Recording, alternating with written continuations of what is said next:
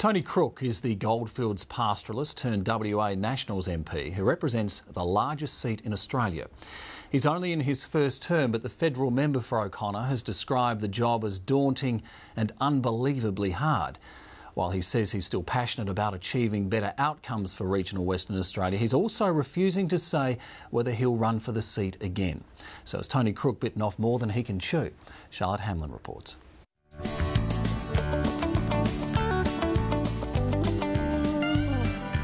On the Goldfields station where Tony Crook spent 30 years as a grazier, the federal politician concedes he's far more comfortable handling sheep than dealing with the mob in Canberra. The first 3 or 4 months was an absolute headspin, and the thought of this shed full of sheep is far more endearing than Parliament House, I must say. Born and raised in the wheatbelt town of Narrogin, Crook moved to the 140,000-hectare Woolaba sheep station just outside of Kalgoorlie in 1976, eventually taking over the business and raising his 3 daughters there. We had a real love affair with this place. It was very, very hard, I must say, driving out the gate when we did. During his time in the Goldfields, he's had a long involvement with the Royal Flying Doctor Service, including serving as the organisation's national president between 1999 and 2001. So, what convinced him that he had a role to play in politics? I ask myself that question every day. I got, at the time, it came about through my involvement with the Flying Doctor. We were having a fairly big stoush with the state government about funding, and Wendy Duncan, who was the MLC and was president of the National Party then, she met me at my shearing shed and said to me, "Well, Tony, if you want to do something about this, you need to do something about it." He made a play for the seat of Kalgoorlie in the 2008 state election, taking on independent John Bowler. He lost, but only narrowly. 2 years later, as an independent WA Nationals Party candidate, he took on the oldest member of the Australian Parliament, Wilson Tuckey, for the federal seat of O'Connor.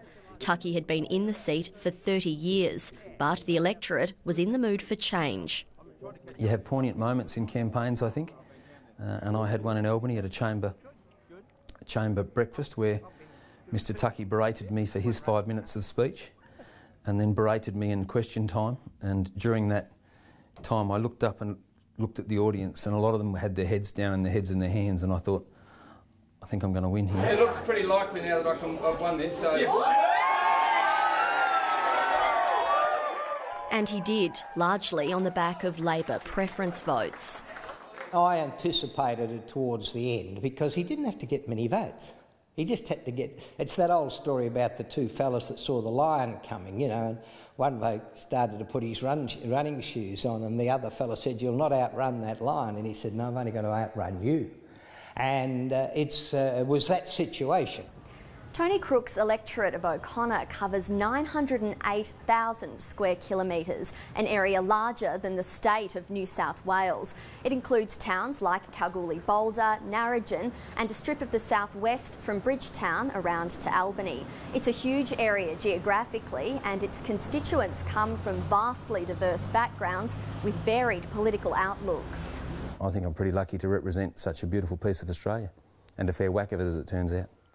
As part of his federal campaign, Crook talked up the idea of a national royalties for regions scheme based on the success of the same program, already a fixture in WA. At the next federal election, you can send Tony Crook to Canberra to get O'Connor's fair share. Reverse a rip-off. When a hung parliament resulted, the new boy Crook found himself in interesting times in Canberra, with Labor and the Coalition both clamouring for his support. Crook says he saw it as a bargaining opportunity, pushing the power of his independent vote to wrestle outcomes for his constituents. Eventually, he agreed to side with the Coalition on confidence and supply. At the same time, he left the door open on other issues, taking a seat on the crossbenches alongside other regional independents, Rob Oakeshott, Tony Windsor and Bob Catter. It's a strategy that's had mixed success. When it comes to his personal big-ticket items like the proposed national royalties for regions scheme, Crook concedes he's not achieved what he'd hoped. Political analyst David Black says that's to be expected. That's a situation which people in what might be called minor parties are always confronted with. I've spoken over the years to various people in Greens and parties of that kind, and they're often disappointed that what seems to them extremely important that it doesn't occur. I must admit I'm a little bit disappointed that 4 regional crossbenchers couldn't have delivered more for regional Australia. I actually see it as an opportunity lost for regional Australia. Crook's vote, however, has been crucial in getting a number of Labor's policies across the line, in particular the $1.8 billion Queensland flood levy. Wilson Tuckey says supporting the tax was a mistake, saying it was Crook's one opportunity to make a financial difference to his O'Connor electorate and to WA as a whole. It's the ultimate in hypocrisy to have campaigned on, I will get more money from the Commonwealth for Western Australia, and at the one and only opportunity he's had to reverse that arrangement and at least protect his own constituents from $2,000 and $3,000 individual tax levies, he flunked it. Fixing Queensland, getting Queensland up and running is to everybody's benefit. So for me to have missed an opportunity to see Queensland put further under the pump, I think is an absolute nonsense. With the government's numbers now on a knife edge, Tony Crook's vote becomes even more important.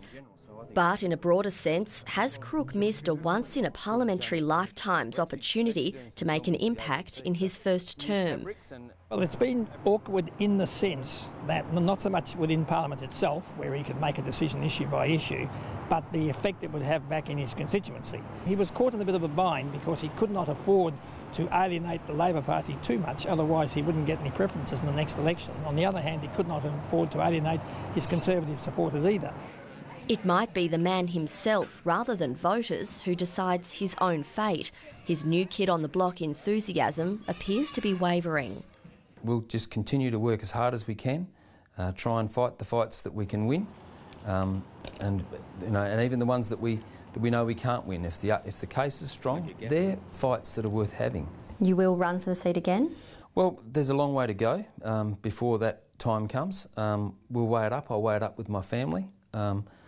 The pressures of this job have been unbelievably hard on family, the travel, and when the time comes, we'll weigh it up then and we'll proceed from there. We need to make the next person that steps into the seat of O'Connor, if it's not me, they need to be accountable. If the electorate don't think that I've worked hard enough for their cause, I'm prepared to wear that. I'll go back to doing what I was doing. I'm very philosophical about this.